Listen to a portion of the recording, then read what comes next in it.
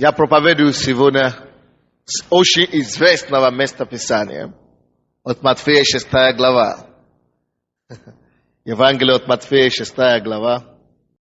Почти все знают это место наизусть. 25 по 34 стихи. Но Бог хочет, чтобы реальность этого слова стала нашим. Поэтому говорю вам, не заботьтесь для души вашей, что вам есть или что пить. Не заботьтесь, что вам есть или что пить, не для тела вашего во что одеться. Душа не больше ли пищи и тело одежды. Взгляните на птиц небесных, они не сеют, не жнут, не собирают в житницы. И Отец ваш Небесный питает их. Вы не гораздо ли лучше их? Да, и кто из вас, заботясь, может прибавить себе росту хотя на один локоть? И об одежде что заботьтесь? Посмотрите на полевые лилии, как они растут, не трудятся, не придут. Но говорю вам, что и Соломон во всей славе своей не одевался так, как всякая из них. Если же траву полевую, которая сегодня есть, а завтра будет брошена в печь, Бог так одевает, то насколько более вас, маловерны. Итак, не заботьтесь и не говорите, что нам есть, или что пить, или во что одеться. Потому что всего этого ищут язычники, и потому что Отец ваш Небесный знает, что вы имеете нужду в этом всем. Ищите же прежде Царство Божие и правду Его, и это все приложится вам. Итак, не заботьтесь о завтрашнем дне, ибо завтрашний сам будет заботиться о своем. Довольно для каждого дня своей заботы. Я проповедую сегодня на теме, очень простая тема. Знаете, как моя проповедь называется? Не переживай. И восклицательный знак. Или если вам нравится, можно написать «не беспокойся». Не переживай или не беспокойся. Я уверен, что это есть ответ на чьи-то молитвы. Бог грешит, значит. Значит, не переживать, Бог справится с этим делом. Но Иисус учит здесь очень сильными словами. Он учит против беспокойства и против переживания. Должна быть причина для этого. Он такими словами прямо, такие эмоции, может чувствуется прямо в этом тексте и в каждом слове, настолько он не хочет, чтобы люди переживали. И он говорит, не и говорит это и так. Прежде чем я продолжу проповедовать, я хочу, чтобы вы имели в виду, кто говорит нам сегодня. Кто говорит на этом месте? Кто такой Иисус? Обычно, если мы с вами ходили к врачу или ходим к врачу, и врач говорит нам, желательно не кушать варенье, не кушайте варенье или что-нибудь, что они еще говорят. Или не кушайте острое и так далее. Мы обычно прислушиваемся очень внимательно. Очень быстро, очень охотно, потому что врач сказал. Особенно если он тебе даст, диагноз. Почему ты не должен кушать острое? Потому что у тебя будет плохо, допустим, печень или с легкой, что-нибудь. Пожалуйста, не кушай. Мы говорим, конечно, хорошо. Даже некоторым врачи говорят, не пей, они говорят, все, врачи мне запретили пить. У меня инфаркт второй будет, или третий. Я не буду пить. Потому что врачи сказал. Почему мы уважаем таким образом слова врачей? По очень простой причине. Потому что врачи знают то, что мы не знаем. Потому что мы считаем врачей специалистом по этой области. И мы считаем, что то, что они говорят нам, есть правда. Что то, что они говорят, исполнится. Мы верим словам врачей из-за их специальности. Тут говорит нам не врач, Тут говорит нам Иисус. Кто такой Иисус? Иисус есть Бог. Евангелие от Иоанна, 1 глава, написано, Иисус было то слово, которое было с Богом. То есть, когда Бог сотворил весь мир, Иисус был там. И не только это, когда Бог сотворил нас с вами, человека, Иисус знал, из какого компонента или из каких компонентов мы с вами были сотворены. Да? Это значит, если Он знает наш состав и весь нас, значит, Он знает, что нам будет полезно и что нам не полезно. Вы согласны с этим? Он знает, что нам вредно. Но я думаю, если Иисус знает вообще все, написано, ничего не было сотворено из того всего, что было сотворено. Из всего существующего, что не было сотворено через него. Написано, что все создано и было создано им. Иисус не просто был там, когда мы были созданы. Иисус участвовал в этом. Он создан, а через него мы были созданы. То есть, он совсем не какой-то, посторонний в делах человеческих, житейских делах. Он не только специалист, он создатель. Он знает последние буквы, что касается тебя и меня. Наше здоровье, о том, как нам жить, о том, что нам полезно и что нам не полезно. Или другой пример. У меня есть маленький ребенок. Год ищет и 2 месяца. Он берет все подряд, бросает, разбивает все. Допустим, если мы покупаем вот такой микрофон в магазине, обычно с любым изделиями, особенно электронными, идут паспорт или руководство, инструкция. Когда мы купили этот микрофон, у нас была инструкция.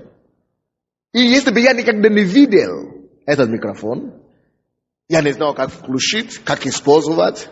Я вообще не знал, что это микрофон, потому что я привык, что микрофон должен иметь шнур. И я думал, это что-то другое. Я говорю, я хочу проверить, что там. И я беру молоток, разбиваю голову его, чтобы проверить, что там. Но чтобы это со мной не случилось, создатели или, фабрики прилагают к всем изделиям своим руководство, инструкции, паспорт. И они правильно делают. И Бог не глупее этих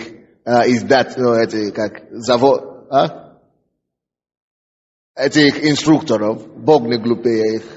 Он не глупее этих заводов земных. Бог то же самое делает.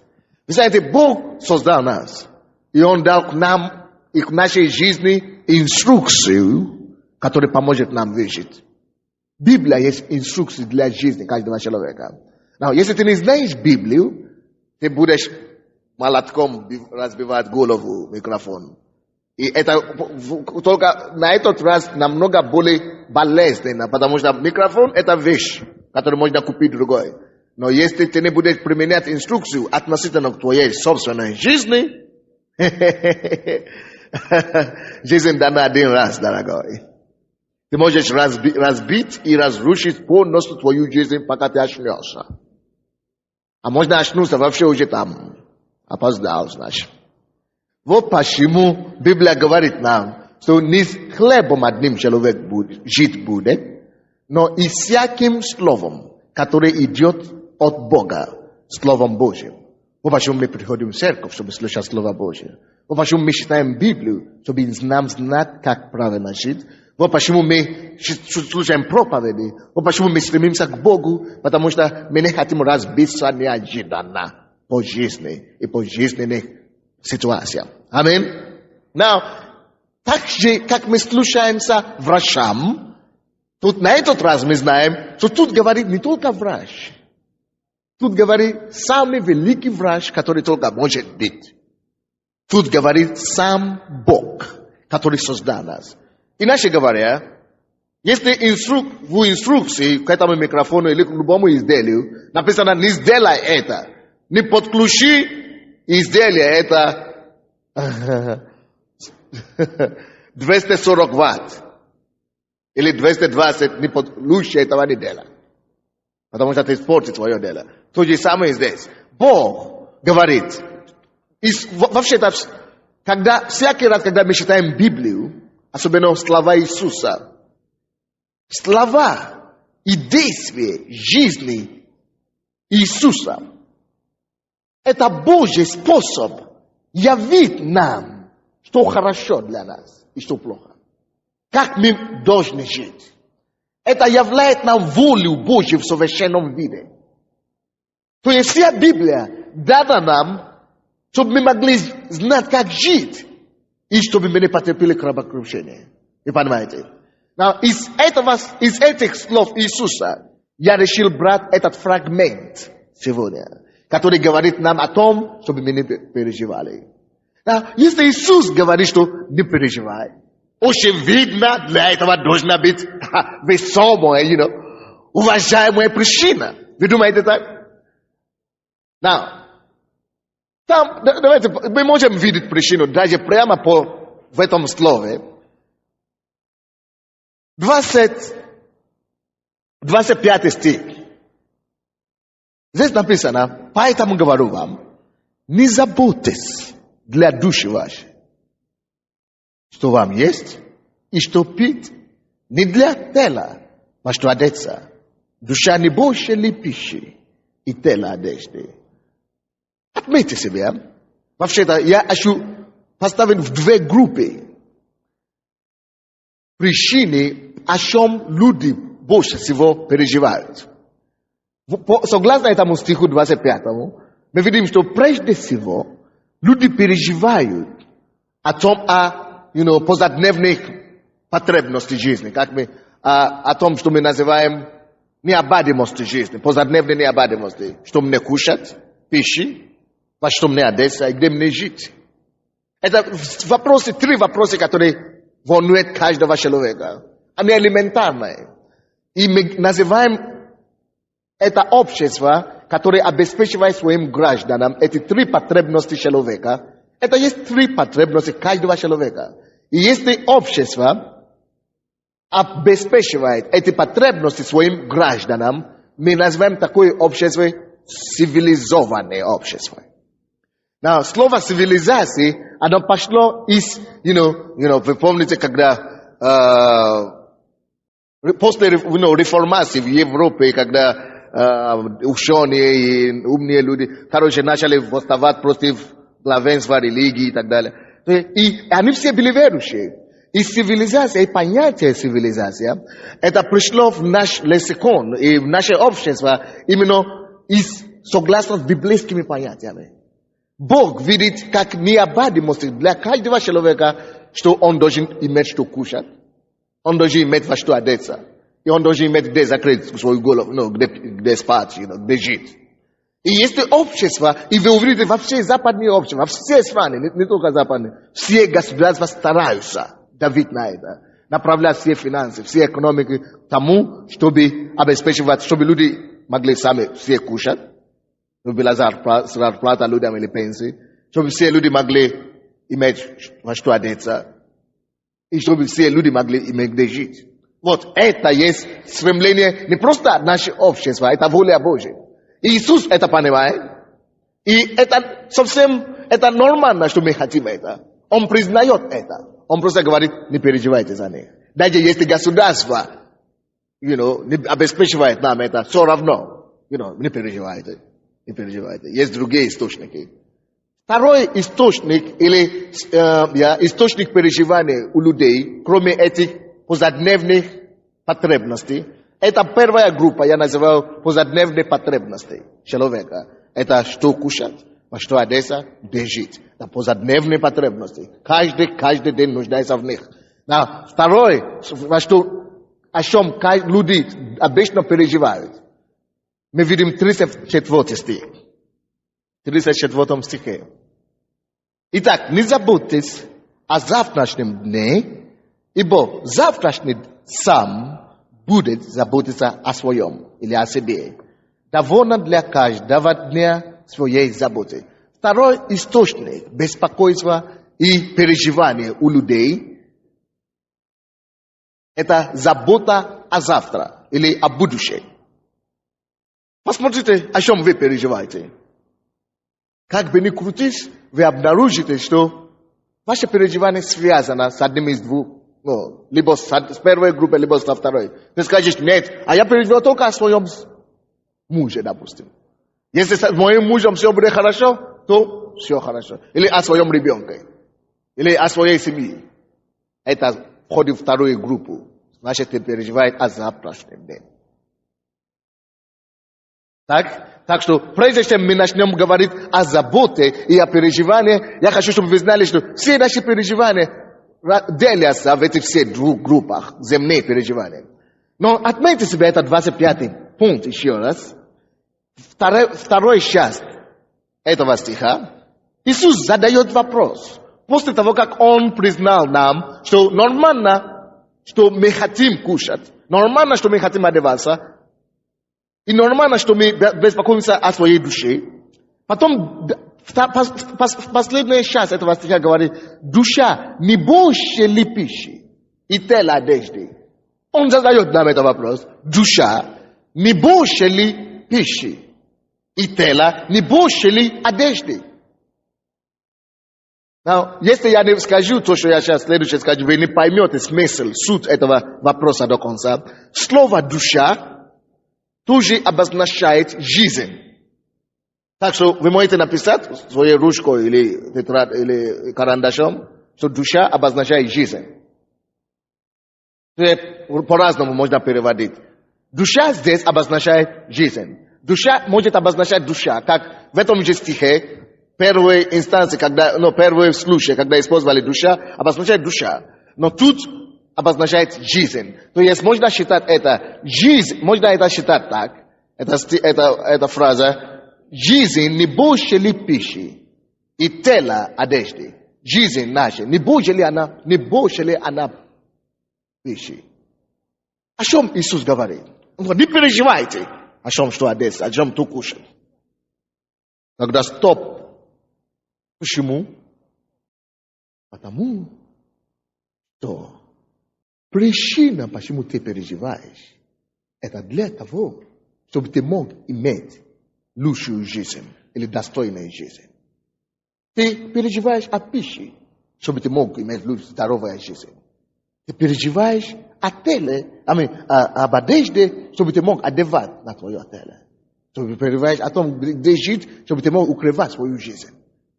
Но он говорит, душа, жизнь, не больше ли вообще она, в принципе, одежды или пищи, или что пить, или где жить. Жизнь, которую мы хотим удовлетворить, намного больше, чем средства их удовлетворения. Это понятно? Иначе говоря, моя жизнь, я беспокоюсь о ней. Я думаю, мне надо кушать. Или мне надо идти, мне надо одеваться. При этом забываем о важности самой жизни. Иисус возвысил, оценил саму жизнь выше, больше, чем Он оценивает средства их удовлетворения. Иначе говоря, в прошлый раз, нет этой девушки, я вывел на сцену одну девушку, сестра какая-то. Анита, давайте, ты иди сюда. Я вам покажу, что я имею в виду. Мы говорили в прошлый раз, что Андрей, это не есть то, что мы видим, так? Это тело его мы видим. И я тоже не есть то, кого вы видите. Я есть дух. Дух человека – это его жизнь. Когда человек умирает, мы говорим, это человек умер, надо его похоронить. Как это он умер, когда он лежит. Мы говорим, он умер, потому что жизнь его покинула его. Лежит всего лишь его тело. Со всеми его одеждами, со всеми его пищами внутри. Это наглядная картина и пример, что жизнь больше, чем одежда или пища. Потому что в данном случае, допустим, когда человек умирает, мы думаем, он умер. Ime atim его выбросит или похоронит куда-то. Но на самом деле он не умер. Жизнь больше пищи. Он не умер. Его жизнь не закончилась. Жизнь больше тела. Жизнь больше одежды. Жизнь больше, чем где мы живем. Крыша. Жизнь больше вообще то, что мы видим сейчас. Жизнь больше, чем сегодняшние потребности. Жизнь больше, чем сегодня. Сложная чуть-чуть наука, да, получается? Но если мы понимаем, что жизнь больше, то мы начинаем смотреть на жизнь. Слушайте внимательно, то, что я теперь скажу. Если, допустим, Андрей понимает, что его жизнь, это не просто, что ему одеть или что кушать. Он понимает, что его жизнь, это его суть. Это его сущность. Это его внутренний человек, это его дух. То он начинает понимать, и он понимает, что если он умрет, что он на самом деле не умер. Его тело, которое люди выбрасывают, это не он. В это время он сам, его жизнь продолжается. Если Андрей это понимает, что это не я умер. Жизнь моя продолжается. Моя жизнь больше, чем то, что они выбросили или похоронили. Я использую грубое слово, чтобы вы просто знали, что действительно это не жизнь. Это меньше жизни. Это ничего не стоит. Тело это ничего. Но жизнь больше тела. Жизнь больше, чем пищи. Жизнь сама. Если понять, что такое жизнь, это больше, чем всякое земное или временное сравнение. С чем бы мы не сравнили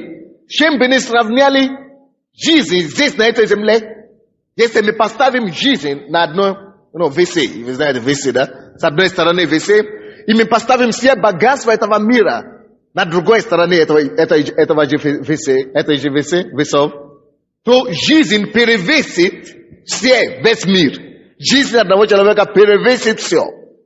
Почему? Потому что жизнь не имеет ценности в сравнении со всеми остальными, что мы имеем. Поэтому начни, братья и сестры, и что Иисус хотел донести до нас, это то, чтобы мы начали оценивать свою жизнь по достоинству. Не оценивай свою жизнь потому, что ты кушаешь. Не оценивай твою жизнь потому, что одеваешь. Не оценивай твою жизнь потому, где ты живешь. Жизнь, она намного дороже и ценнее. Ты лучше, чем что ты кушаешь. Ты лучше, чем ты одет. Ты лучше, чем где ты живешь. Ты лучше того, что ты имеешь. Жизнь лучше.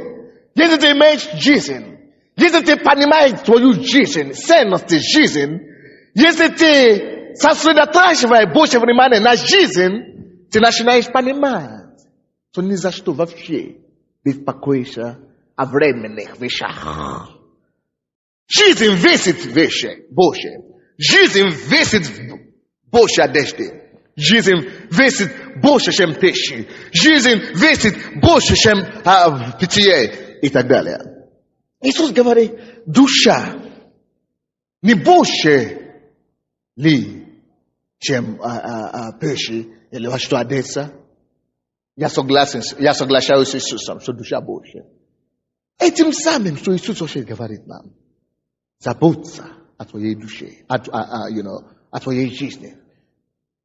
Начни видеть твою суть, твою жизнь и знать, что оно намного отличается от того, что ты кушаешь, от того, во что ты одеваешься. Это ерунда все, я вам скажу. Начни оценивать по достоинству качество жизни, которое в тебе. И в другом человеке тоже. Но в тебе в данном случае. И, допустим, если даже у меня есть что кушать, слава Богу. Если у меня есть во что одеться, слава Богу. Но это не есть моя проблема. Это не есть основное, что меня толкает в жизни, или то, что диктует мне условия в жизни. Есть что-то, которое вещи эти все, которые должны диктовать мне условия, мои приоритеты, мои способы жизни. Это моя жизнь, мой дух, моя суть. Что я хочу? Не что пища говорит, не что пища, одежда говорит, не что питье или жилье говорит. Что я хочу? Я оцениваю по достоинству свою жизнь. Я буду переживать больше о том, моя душа, моя жизнь, моя суть, что она требует, в чем она нуждается. Об этом будет, даже если у меня нету, что кушать физически, или во что одеться, если я понимаю, что моя жизнь, моя душа дороже, чем во что одеться и что кушать, я начинаю говорить, хорошо, нету что кушать, нет проблем, товарищи. Какая проблема? Зато моя жизнь ценнее. Я ставлю мою жизнь, мою душу в Господе. И если мне еще надо жить, Он не принесет что кушать. Моя жизнь, она ценнее. Если я этой жизни моей, этой сути моей, этой душой моей, я буду искать Царство Божие Его.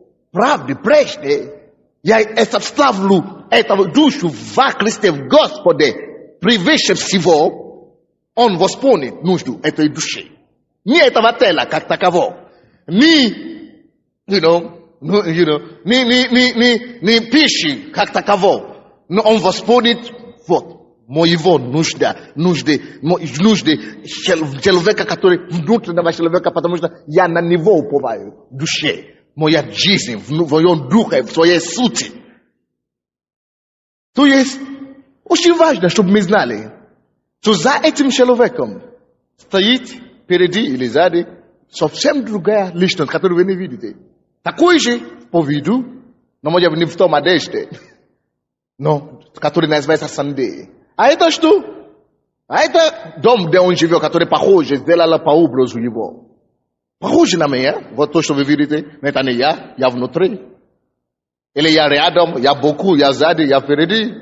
То же самое здесь. И я оцениваю, и я даю оценки не вот этого тела. Если мы это поймем, мы начнем меньше переживать. Но это для начала, это не основное. Это просто, мне нужно было это вам объяснить, чтобы вы поняли потом все дальнейшее. Аминь. Душа больше, чем пищи, и питье, и одежды. Спасибо. Так дальше. Мы переживаем о том, а сегодня, во что кушать, во что одеться, и так далее. И завтра то же самое. А в завтрашнем дне мы переживаем о том же самом. Что же завтра, что будет со мной? Буду ли у меня что кушать? Или не будет что у меня кушать? И так далее. Но, братья и сестры, давайте поставим приоритет первым. Давайте поставим первичное первое. И все вторичные выделили на второе место. Что первичное в отношении меня и в отношении жизни, это моя жизнь. Как бы богато я не жил в одежде и в пище здесь, если я буду сосредоточить внимание на это, я погибну с этой одеждой и пищей. Поэтому и говорится в высшем чуть-чуть, в высшем стихе чуть-чуть говорится, в 19 стих, не собирайте себе сокровищ на земле, где мол и лжа истребляют, и где воры подкапывают и крадут. Что это значит?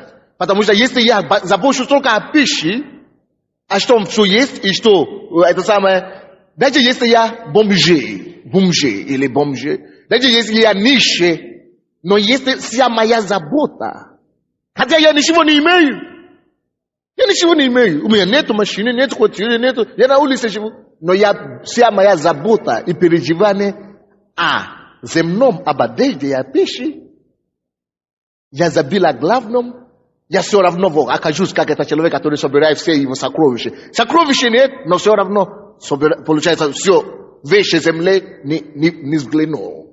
Все погибает, все разрушается здесь на земле. Понимаете ли? Я пропустил главное. Поэтому, когда говорится о душа, не больше ли пищи, это значит, даже если я нищий, если я не думаю о душе, если я не думаю о жизни, я нищий, но думаю все время о пище и об одежде и так далее, я пропал. Потому что вся моя надежда заканчивается здесь на земле. Все мое упование заканчивается здесь на земле. Но если я понимаю правильно, что да, у меня есть что кушать, хорошо, есть что одеться, хорошо, но моя жизнь идет дальше этого. то я смогу действовать. Я смогу реагировать на жизнь и строить свою жизнь с учетом того, что у меня будет в дальнейшей жизни, после того, как не нужно будет больше одежды или пищи, или где жить. Тогда я сосредотачивал свое внимание и свои усилия не просто на это, что кушать и что пить, и во что одеться конкретно сейчас. Я знаю, что жизнь-то больше. Жизнь-то дольше идет. Жизнь-то вечность еще идет. Я и начинаю пытаться и строить свою жизнь с учетом того, что будет с моей жизнью, а не вот сегодняшним, что кушать, питье и жилье. И понимаете меня, да? Или сложновато, не? Я вас не слышу. Если сложно, возьмите кассету после проповеди. Видео или аудио, когда вы послушаете 3-4 раза, вы поймете, дойдет до нас. 25 стих. Поэтому говорю вам, не забудьтесь для души вашей. Не забудьтесь. Теперь мы можем говорить, он говорит, поэтому говорю вам. Теперь почему он это говорит нам, мы теперь понимаем. Потому что душа, потому что жизнь больше, чем пищи и питье. Поэтому он и говорит нам. Потому и говорю вам, не забудьтесь для души вашей, что вам есть, во что и что пить, не для тела вашего, во что одеться душа, не больше ли пищи и тела одежды. Теперь, я хочу подтвердить то, что если кто-нибудь здесь, 27 стих, посмотрите еще, 27 стих. Да, и кто из вас, заботясь, может прибавить себе росту, хотя на один локоть? Иисус подчеркивает дальше важность и преимущество жизни над одеждой и во что одеть, во что пить и так далее, и пищей. Говорит, хорошо, вы переживаете, хорошо? Вы переживаете, о, меня то, меня другой. Вы беспокоитесь, хорошо? Этим самым, ответьте мне, пожалуйста, Иисус задает этот вопрос. Этими переживаниями, этими беспокойствами, может ли кто-нибудь из вас прибавить себе жизнь хоть на один локоть? Иисус задает вопрос. Нет, никто своими беспокойствами и заботами не может прибавить свою жизнь. Это не в ваших силах. Это в силах Создателя этой жизни. Вы понимаете, да? То есть беспокойство и переживание, как бы ты ни занимался этим делом, увы, тебе все равно не поможет. Наоборот, и почему Иисус подчеркивает жизнь, значимость жизни больше, чем пищи и питье? Послушайте меня, пожалуйста. Параллел. Переживание не прибавит моей жизни. Тогда, что сделает мне переживание и беспокойство? Хороший вопрос. Оно вместо того, чтобы прибавить ко мне жизнь, она убавит эту жизнь для меня. Или убавит, это уменьшит, да? Переживание и беспокойство только сократит жизнь. Для того, чтобы у нас не было скоропостижения, или как мы говорим, скоропостижной смерти, это еще другая причина, почему Иисус говорит, душа, не больше ли пищи, или одежды, во что одеться, или тело, во что одеться. Иисус не желает, чтобы мы заканчивали свою жизнь раньше времени. Вы понимаете меня? Иисус не заинтересован в этом, поэтому он задает этот вопрос. Переживаниями, заботами, сможете ли вы прибавить от какой-то тем,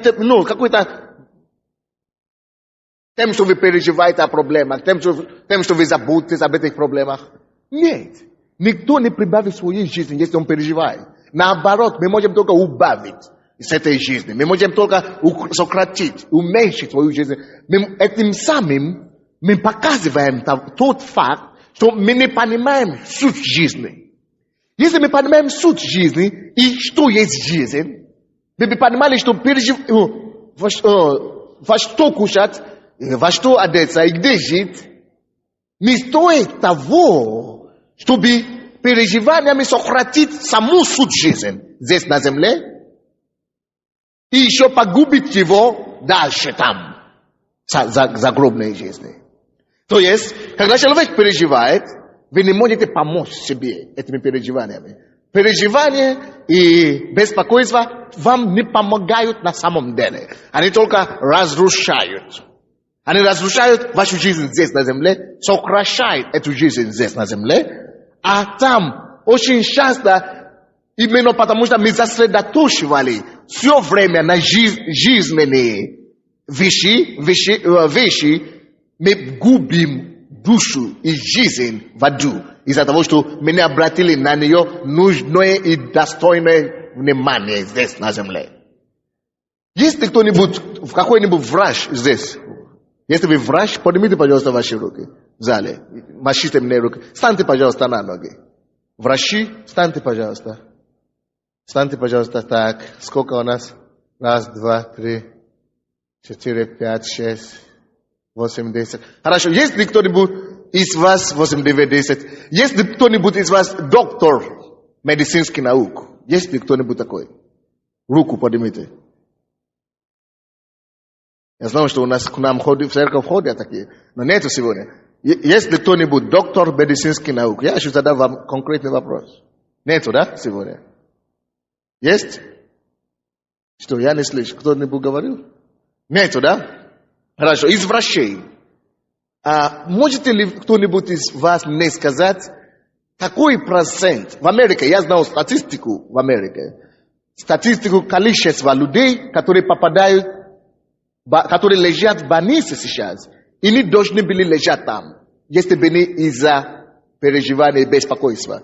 То есть какой-то процент больных, все общее количество, если они перестанут переживать и беспокоиться, насколько сократится общее количество больных или заболеваний? Сколько процент болезней связаны с беспокойством, переживанием, нервы? Кто может сказать из вас? Примерно, Может быть, кто-то другой знает. Сколько примерно процентов? 80. Хорошо. В Америке, допустим, ученые, врачи, медицины, доктора медицинских наук провели исследования по всем больным в Америке. Спасибо, можно присесть. И они пришли к выводу такой, что в Америке 75 или 70-75% всех общих заболеваний, и больные, которые лежат в больнице, инфаркт, инсульт и так далее, больше 70 и 75% из этих заболеваний можно было избежать. И потому что они все связаны переживаниями и беспокойством, нервы. А нервная система, мы же с вами знаем, что это центральная система, которая связана со всем телом. И Иисус, почему я говорю об этом теперь? Вы помните, в начале я говорю о том, что когда врач говорит что-то, мы это верим. Врач мне сказал нельзя, значит не будем. И я говорил вам, кто самый лучший врач, самый большой врач, не согласен, это Иисус. Иисус не просто врач, Иисус, Он создатель, Он как автор, Он как предприятие, которое производит какой-то товар. Это Иисус создал нас, Бог создал нас. Это то же самое, что я сказал вам, привел пример в начале об этом микрофоне. Автор или создатель приложит к этому свой паспорт или руководство, инструкции, чтобы вы знали, как правильно пользоваться, эксплуатировать этот микрофон. То же самое Бог, который дал нам жизнь. Он создал нас, и Он знает, что может прекратить и разрушить эту жизнь. Он знает. Иисус есть тот автор, который создал жизнь, который подарил нам жизнь. И Он знает, что может разрушить эту жизнь. И в этом месте Он говорит нам, Не просто как Библия, потому что многие из нас, мы берем Библию, Библия, мы читаем и мы думаем, как я хочу, как я захочу. Хочу слушаться, слушаю. Не получается у меня жить так, не буду жить так, что поделать. Мы относимся к Библии, как будто это рекомендательный какой-то орган. Библия это не рекомендательный орган. Это высшая степень истины, которая только есть. Высший класс истины. То есть, если что-то мы должны поверить, если мы имеем право поверить словам врачей, то тем больше мы должны поверить словам Иисуса и Библии. Если мы имеем вообще какому-то специалисту поверить, то тем больше Иисусу мы должны еще больше, еще выше поверить. Вы понимаете меня, да? То есть, то, что Бог говорит нам здесь, это не слова рекомендации или совет. Это потому, что Он знает. Он знает, что беспокойство и переживание погубит нашу жизнь. Он знает, что беспокойство и переживание не добавит локоть, ни сантиметра, ни грамму жизни в твоей жизни. Беспокойство и переживание только убавит с этой жизни, уменьшит эту жизнь и погубит эту жизнь в конце концов. И не только погубит эту жизнь здесь, на земле, временно. Она может погубить его навечно. Поэтому говорит, душа не больше, чем пищи. Он понимает. Он в курсе дела. Он знает, о чем он говорит. Когда я пришел к Богу, когда я понял это было одно из самых первых решений в моей жизни. И я хочу, чтобы это стало вашим решением сегодня. Я принял 3 решения, когда я пришел к Богу, и я начал читать Библию, и мои глаза открывались. Я принял решение послушаться Иисусу в этом направлении до конца. Я принял решение никогда, чтобы на меня не нашлось, чтобы меня не тяготило, чтобы не беспокоило меня, какие бы проблемы у меня не были, чтобы никогда не беспокоиться и не переживать. Это первое решение. Это сделает вам пользу, сохранит вашу жизнь и избавит вас от многих сует, если вы это сделаете. Для подальшого прослуховування переверніть касету на інший бік. Вы слышите меня? Я принял решение вообще никогда не переживать ни о чем. Что будет, Бог знает. Я служу Ему, Он поставит все точки над «и». Это первое. Второе решение, которое я принял, и когда я вижу, что я уже не выдерживаю, я переживаю, я иду к Богу в молитве. Господь, или я читаю Библию. Господь, убери это беспокойство. Я отказывался от него. Если не получается, я иду поститься, чтобы оно ушло. Что угодно, только чтобы... Поэтому я лучше буду смеяться, лучше буду прыгать и улыбаться, чем переживать. Я сделал все. Если я переживаю за что-то, я не могу, я должен победить это переживание до того, как я пойду спать. Я не смогу пойти что-то делать, если у меня есть переживание на сердце.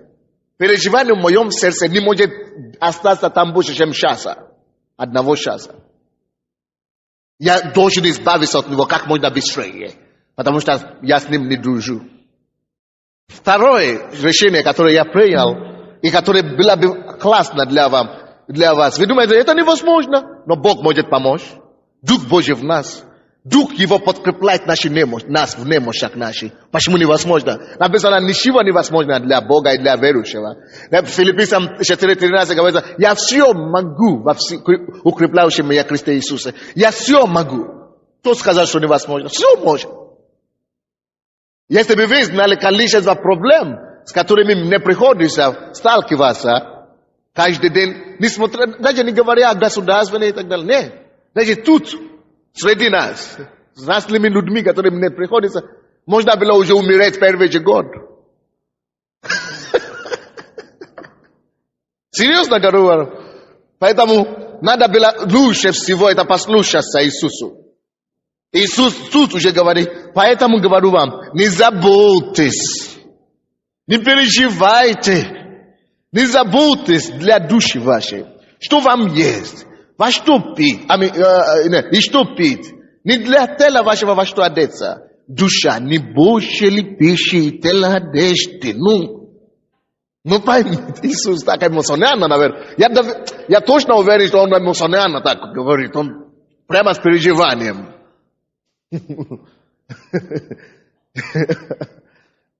Некоторые люди, которые попадают в больницу, получают инфаркт и за переживание, это инфаркт, да, люди получают, инсульт и так далее.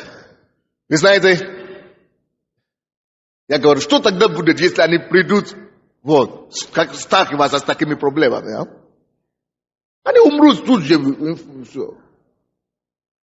Поэтому нам нужно жить по слову Иисуса. Иисус знает, что может погубить нас. Иисус знает, что не здоровое, что не полезно для нас. Поэтому тот же самый, когда он говорит, не измени жену, не измени мужа, не гуляй, он знает почему. Мы думаем, зачем? Ну, все это дело, все нормально, гражданский брак, что-то такое. Любим друг друга, значит. Он знает. Он автор этой жизни. Он знает, что его разрушит. И он знает, что его сбережет. Второе решение, которое я принял, не делать никогда, это не бояться. Страх, они связаны. Страх приводит к переживанию, но не бояться, не иметь страх, не допустить страх в своей жизни. Потому что написано, что страх приходит только тогда там, где нет совершенной любви. Я наполнял себя любовью, наполнял себя Иисусом, и я принял решение не бояться никогда в жизни. Никогда в жизни. Конечно, страхи приходят, постоянно страх, но я тут же огоняю и сделаю все, чтобы он ушел в течение часа тоже. Не допустить страх в своей жизни. Я живу счастливой жизнью благодаря этому. Я советую вам тоже это сделать. Это поможет. Третье. Видите, как эта девушка, я ее вижу сейчас. Ее хотели изнасиловать. Закрыли ей рот и так далее. Она вспомнила, что нет. Со мной это не пройдет. Я верующая. Иисус со мной. И она сказала, я вспомнила, что этот дух изнасилования двигает этого человека. Если я верующая, я могу изгонять духа этого. И она не могла молиться, но внутри себя молилась. И на языке начала говорить. Ну, как она могла? На языках молилась. И даже этот человек не понимает, что такое языки. Он этот язык его бросил в сторону. И она сказала, во имя Иисуса Христа, выйди из его, не прикасайтесь ко мне. И я сказал, все, понял. Если бы, чего я это говорю, если бы она, эта сестра, испугалась бы слишком много и боялась бы, она бы не услышала голос Духа Святого, который говорит, запрети этого беса. Она бы ничего вообще не соображалась, она бы уже списалась в плоти прямо. Извините. Вы все равно не поняли, слава Богу. Она бы дрожала, пока и все это произошло. Противостань страху в твоей жизни. Скажи, нет! Нет места страху. Третье решение, которое я принял, что дьяволу не пойдет, это то, что не разочароваться никогда. Я принял это 3 решения. Не переживать никогда, не беспокоиться ни о чем. Второе решение, не бояться ничего, никогда в жизни не испугаться. Третье решение, не разочароваться нигде, ни за что. Никогда не разочароваться. Не получается? Хорошо, иду. Меня бьют? Хорошо, спасибо, иду. Меня тебя убьют? Спасибо, хорошо, иду. Потому что, вы знаете, есть такой маленькая такая оговорка в миру. Я не знаю, как по-русски лучше переводить ее. Но тот, который сдается, никогда не побеждает. То есть сдающиеся не становятся победителями. Это лучший мой перевод, который я могу получить. На английском раньше. То есть если ты сдаешься, ты никогда не выиграешь. Ты никогда не будешь победителем или побеждающим. А тот, который хочет побеждать, не имеет права сдаваться. Или разочароваться. А что такое сдаваться? Это значит разочароваться, все, махнул рукой и все. Все могут это делать. Это легче всего. Аминь. Но тут мы говорим сегодня о беспокойстве. Это самое вредное, что есть. Переживания и так далее. Я проповедую об этом сегодня с учетом того, что с помощью Бога вы победите навсегда переживания и беспокойство в вашей жизни. Переживания. Что будет с моими детьми, я не знаю. А если ты умрешь, Бог сам тебя лишает тогда возможность вообще переживаться. Ты что, на небе будет продолжать переживаться или что ли? Не получится, уже там уже некуда уже переживаться.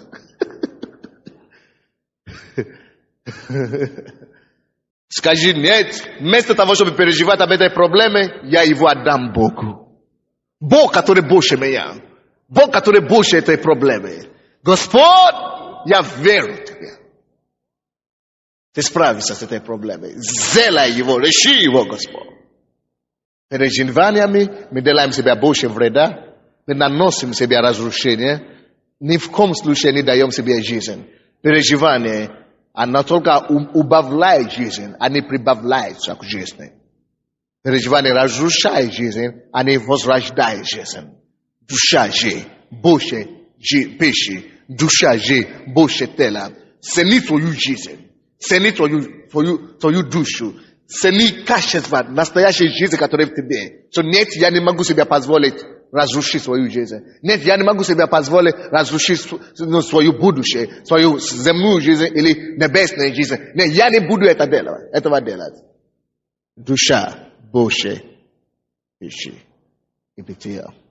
Аминь. Скажи соседу, дорогой, прими решение больше, ни за что никогда не переживай.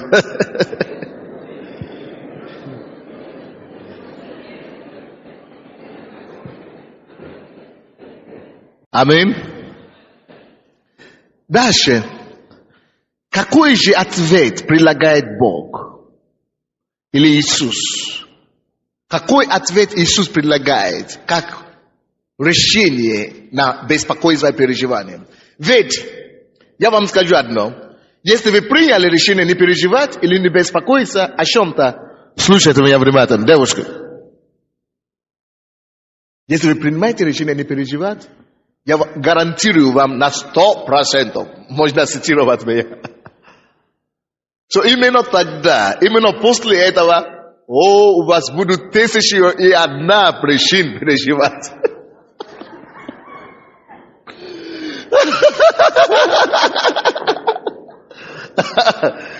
Как только что вы принимаете это решение не бояться, все беседы ада придут на вас, чтобы беспокоить вас, чтобы вас испугать, чтобы вас... Все проблемы начнутся. Но если вы будете настаивать на своем, нет, дьявол, не получится. Я отказываюсь переживать. Я отказываюсь беспокоиться. Так и будет. Так и будет. Аминь. В любом решении, которое вы принимаете, дьявол придет, чтобы испытывать вас. Насколько это решение твердое или нет. Но, если приходят на нас причину беспокойства, причину переживать, проблемы и давление, что нам делать? Какой же ответ Иисус предлагает? В этом месте, который мы читали, Он говорит, Он тоже понимает, да, нужно что-то кушать, да, нужно во что-то одеться, да, нужно где-то жить. Они все, эти все вопросы толкают нас к тому, чтобы мы переживали. Эти все вопросы толкают и давят на нас, что будет с нами завтра. Эти все вопросы давят на нас. Иисус это понимает, что это неизбежные вопросы, которые будут приходить к вам. Что же мне делать, когда у меня проблемы, когда мне хочется переживать? Что же мне делать? Но проблема. Как это не переживать, когда такая ситуация? У Иисуса есть ответ. 26 стих. Матфея 6, 26 стих. Взгляните на птиц небесных. Взгляните на птиц небесных. Они не сеют. Они не жнут. Они не собирают житницы. Но Отец ваш Небесный питает их. Не гораздо ли лучше их? Не очень легко ответить, не очень легко понять этот ответ. Что за ответ? Непонятно. Ну, птицы, ну, понятно, но я же... Ну, тут же реальная, конкретная ситуация. Да. Что Иисус пытается здесь говорить? Очень просто. Иисус говорит, когда у тебя проблема и ситуация, довольно тебе верить Богу. Доверься Богу. Что этот Бог может решить и помочь тебе в этой ситуации, и эта проблема решится. Поэтому он просто приводит нам пример. Посмотрите на птицы небесные. Они не собираются ничего не делать. Но Бог-то их питает, он же видит их нужду. Они-то не переживают об этом. Это значит, и вы видите, в этом вторая часть этого стиха, Иисус говорит, Отец ваш небесный, или как там написано? Дальше. Вы не гораздо ли лучше их? И заметьте себя, кто питает эти птицы? Не их отцы. Вы не заметили? Не отцы эти птицы питают их. И Бог, хотя он создал эти птицы, но он себя не назвал их отцом. Он говорит, я ваш отец. Отец ваш небесный питает чужие птицы. Отец ваш, он наш отец прежде всего на первую очередь. Алло, ответ какой нам тут? Слушайте внимательно. Решение на всякое переживание, чтобы не было переживания, это понять, получить откровение о Божьем отцовстве. О том, что ты не сирота. Абсолютно ты не сирота. Look, oh God, Господи, помоги мне это донести, а? Now, Бог настолько индивидуальным в отношении к каждому из нас, насколько он серьезный о всем, что касается тебя и меня лично, не просто о всех детей Божьих, но. Ты должен получить откровение о том, что он есть твой личный отец. Отец ваш небесный питает их. Не гораздо ли вы лучше их? Твой отец, нужно начинать понимать и получить откровение о том, что небесный отец, он есть мой отец небесный. Он не Бог. Он не просто Бог отец, Сын и Дух Святой, как что-то. Он не просто какая-то сила или энергия. Нет, он у меня отец. Он мой отец. Я хожу с ним. Я двигаюсь с ним. Я советуюсь с ним. Я разговариваю с ним. Я уповаюсь на него. Я могу доверять ему. Я могу рассказать ему мои секреты и тайны. Он мой личный отец. Он пишет обо мне. Он думает обо мне. Он знает меня. Он видит мои нужды. Он знает мои потребности. Он знает, сколько волосов у меня в голове. Мой. Он мой тату. Мой тату. Он мой папа. Мой отец. Слушайте. Всякий человек, который получает это откровение, и до кого доходит это, что Бог есть его отец, который общается с Богом и ходит с ним, освобождается от переживаний. No. Где мой ребенок? Дайте Фареса сюда, быстренько. Где он? Так, нету, да? Дайте мне какого-то ребенка, скажем, годика или... Да, Вова, давай сюда. Ты его папа, да? Во, молодец, давай. Он спит, да? Ты разбудил его? Плачь, ничего, папа есть. Стеснялась. Вы послушайте. У меня маленький, ребенок, 14 месяцев. Этому 3 года. Она одета, вы думаете, она одета? Вы видите, что она одета? Вы думаете, что она одета сейчас, не? Вы думаете, что она кушает? Я еще слышу этот ответ. Вы думаете, она кушает? Она выглядит хорошо. Здоровая. Этот ребенок, потому что у него есть отец. У этой девушки есть отец. Она никогда не переживает бессонные ночи о том, что мне кушать.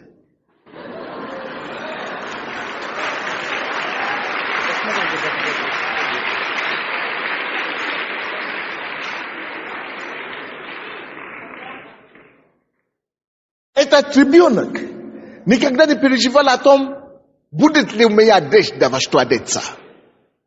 Этот ребенок никогда не переживал и не переживает, что будет у меня завтра, будет кушать или нет. Или будут ли какие-то мои вопросы решены или нет. Абсолютно нет. Есть папа и мама дома. Пока есть папа и мама дома, это не ее вопросы.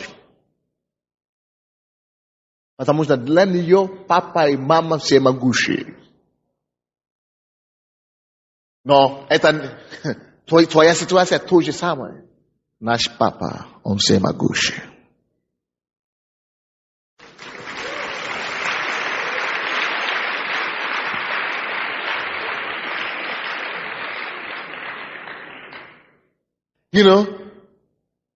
Иногда я смотрю на Фареса, на нашего ребенка.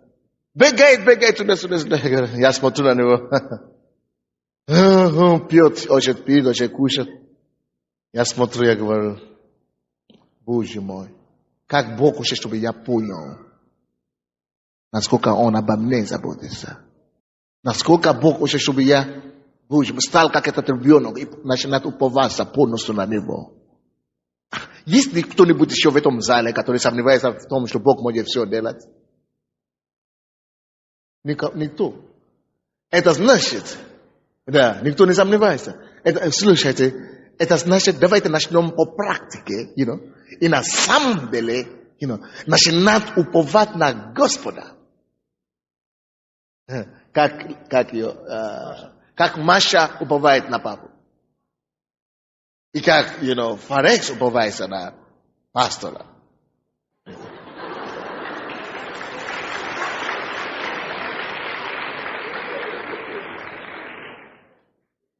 Я думаю, Иисус говорит нам именно об этом. Посмотрите на птицы. Ваш отец обеспечивает чужих. Бог, Он дает солнце даже злым. Он дает снег и дождь даже убийцам украинским. Он дает все.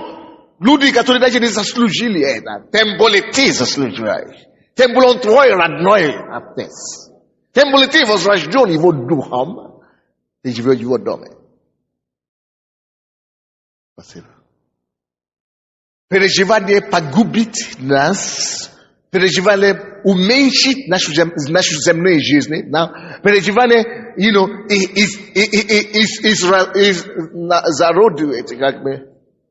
зародует нас как человек, а положит нас в больничной койке. И переживание даст инфаркт и инсульт, что хочешь. Но Бог на этом месте ждал. Он ждет, Боже мой, если бы он понял, если бы она поняла. Что я, в конце концов? Гость какой-то на небе или какой-то отчим или что ли? Я же отец. Пускай Бог дает нам откровение об его отцовстве. Бог, дай нам это откровение, я прошу тебя. Знаете, иногда я сознательно закрывал глаза свои духовные, чтобы представить себе в руке у Бога, вот как у этот Маша у плечо у отца, что вот таким образом Бог меня держит в его руке. Значит, есть эта проблема, Давид на меня вот уже Ви что, очень часто люди думают, что у пастырей, он же такой духовный, у него нет проблем. Проблема его еще больше, чем у вас есть. Но проблема в том, разница между мной и вами, заключается в том, что мы знаем. Не то, что у меня нет проблем, у меня больше проблем, но что я знаю в отношении Бога. Как я реагирую по Слову Божьему или как я, как человек. Если бы я реагировал как я, как человек, я бы только и переживал, и получил бы инфаркт, как и все. Но мы знаем истину. Написано, вы познаете истину, истина сделает вас свободной. Я свободный. Я не знаю, если кто-то более свободный в Киеве, чем я.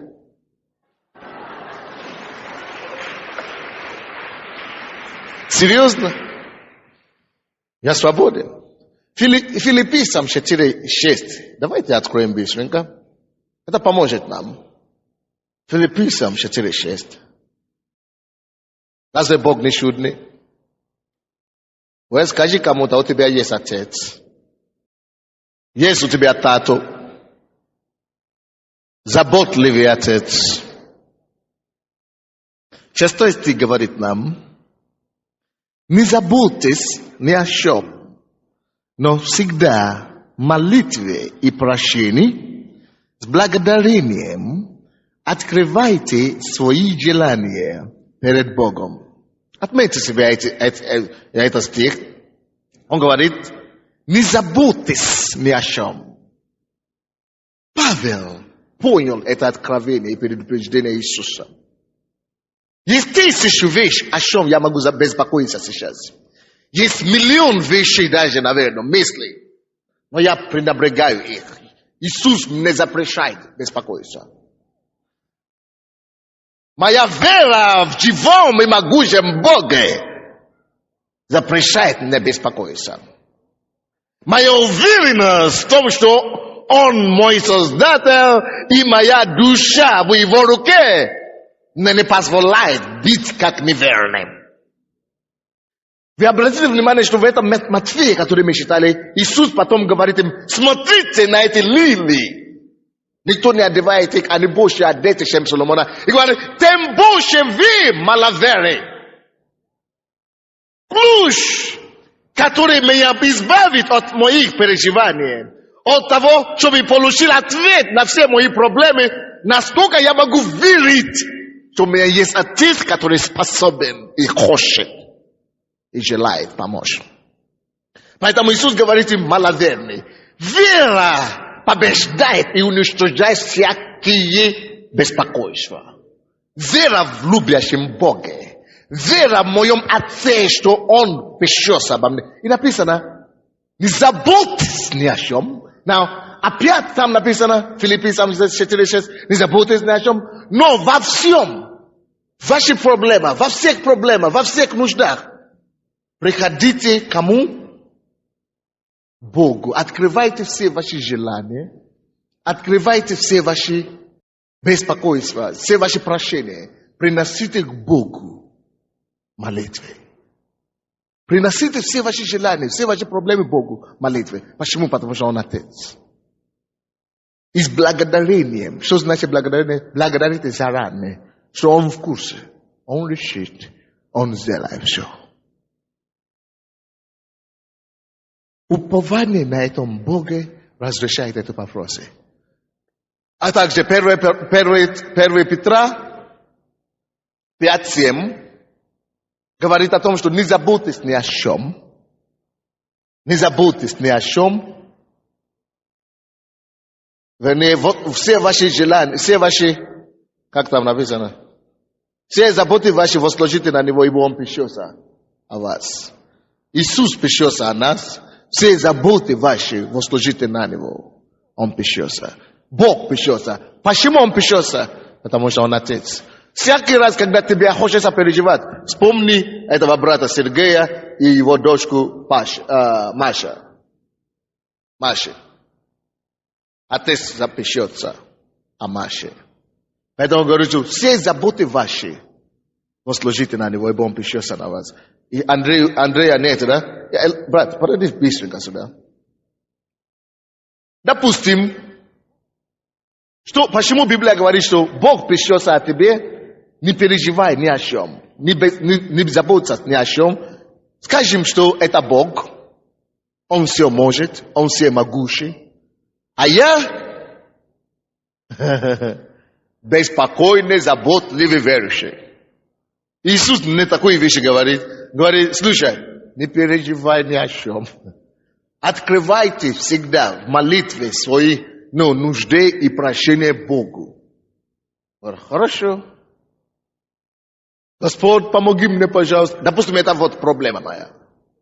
Вот Бог говорит, отдайте все ваши заботы Ему, ибо Он печется о вас. А я говорю, хорошо, вот моя забота, Господь. Газета, допустим, вот. У нас мне пришли, не хватает денег на газеты, значит. О, Господь, не хватает денег на заботы, не хватает денег на газеты. Я попрошу эту проблему, пожалуйста, дайте людям собрать нужное количество денег. А потом ухожу домой, Бог собирал эту проблему в церкви. Бог всегда все проблемы собирает в церкви. А когда я прихожу домой, а что будет? Будут ли достаточно денег или нет? Я не знаю. Хватит ли это пожертвование или нет? О, Господи, что будет с этой газетой? Выйдет ли это месяц? Этими самыми, я уже время дал Богу.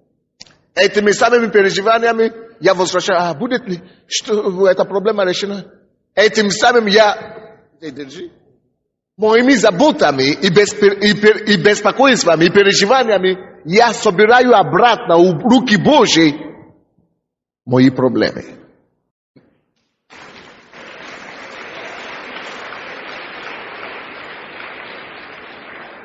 То есть неверие всегда, и переживания, и беспокойство всегда мешают Богу работать. Допустим, что бы я сделал по поводу газеты?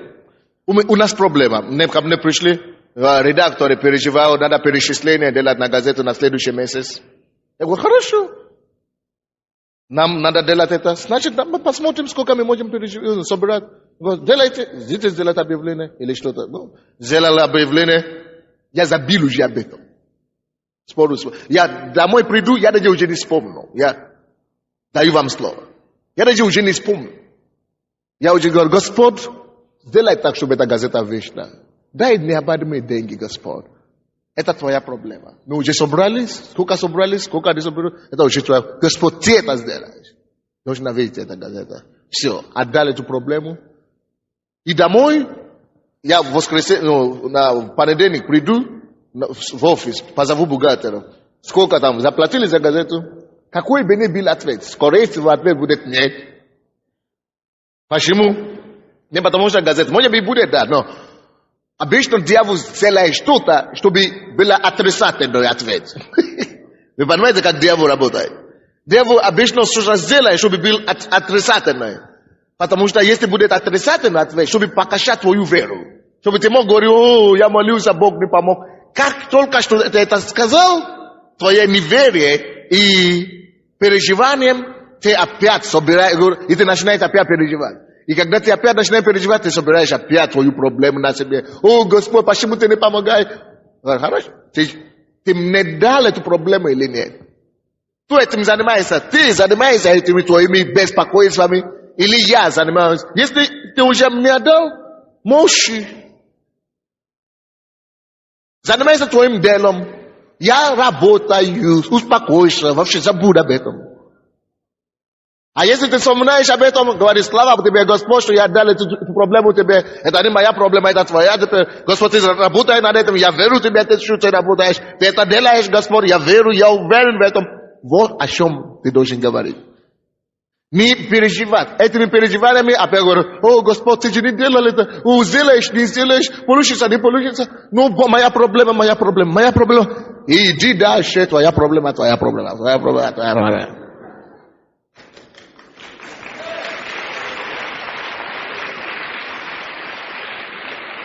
Я вам скажу кое-что.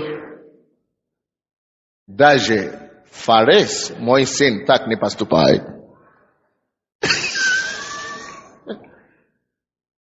Он не собирает его проблему. Папа, все. Аминь. Спасибо, дорогой. Кто-то скажет, Фарес так не делает, потому что он пока не может. Да, поэтому в том-то и прелесть. Надо быть как ребенок, который не может собирать уже. Аллилуйя. Я заканчиваю проповедь. Но в конце там написано, ищите прежде Царство Божие. И Царство, и правда Его, и все остальное приложится вам. Что это значит? Вместо того, чтобы переживать, ищи отношения с Богом. Подкрепи твои отношения с Богом. Ищи то, что угодает Богу. Ищи духовное. Пускай твоя жизнь, твой дух, твоя душа, который дороже, чем пища и питье, укрепляется в небесных духовных вещах. Укрепляется в духовных вещах. И ты не заметишь, когда он решит эту проблему. Многие братья и сестры, вы можете, кто может подтвердить, что когда вы пришли к Богу, когда удалось Богу собрать ваши беспокойства, ваши переживания, хотя ваша проблема не решилась. Вы заметили, кто заметил это, что я пришел в церковь, мои проблемы остались, но я перестал думать и переживать об этом. Что только вы даже и не заметили, когда Бог решит эту проблему. Кто-то заметил, кто-то это знает это такое. Потому что если Богу удастся освободить тебя от переживаний, Он тогда только сможет тебе помочь. Вот почему, поэтому, когда Бог сначала нас приводит к себе, Он сначала очищает нас, дает нам мир и освобождает нас от переживаний. Если Ему это удастся делать, все, ответ у порога. И очень часто многие могут свидетельствовать, что как только что они перестали беспокоиться, так и чудо. Давайте преклоним нашу голову.